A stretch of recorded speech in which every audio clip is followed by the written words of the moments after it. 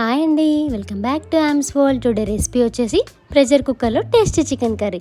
ఒక్కసారి ఇలా ట్రై చేయండి, చాలా టేస్టీగా ఉంటుంది. మనకి 5 kgs అయినా 10 kgs అయినా క్విక్ అండ్ ఫాస్ట్గా అయ్యేది ప్రెషర్ కుక్కర్లో మాత్రమే. సో ఈ వీడియోని స్కిప్ చేయకుండా చూడండి. ముందుగా ప్రాసెస్లోకి వెళ్ళిపోదాం. కుక్కర్లో 4 టేబుల్ స్పూన్స్ ఆయిల్ తీసుకోవాలి. ఆయిల్ వేడెక్కాక సాజీరా, లవంగాలు, యాలకులు, దాల్చిన చెక్క అండ్ కట్ చేసి పెట్టుకున్న ఆనియన్ అండ్ 5 పచ్చిమిర్చి వేసుకొని ఒకసారి అనీవెన్గా కలుపుకోవాలి.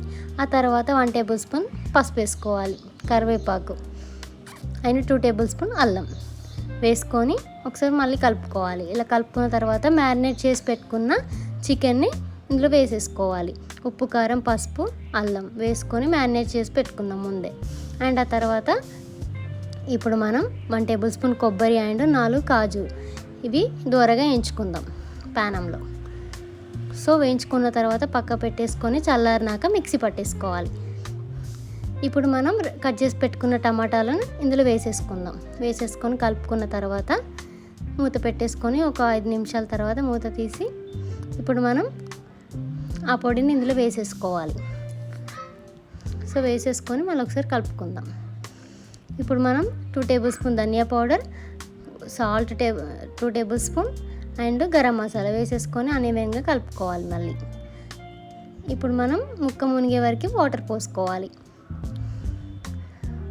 సో పోసుకున్న తర్వాత 1 టేబుల్ స్పూన్ కారం వేసుకోవాలి.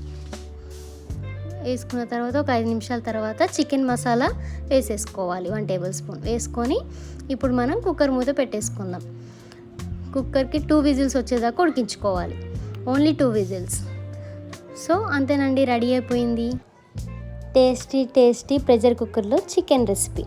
సో మీరు కూడా ఇలా ట్రై చేయండి అండ్ చపాతీలో కూడా చాలా బాగుంటుంది. Thanks for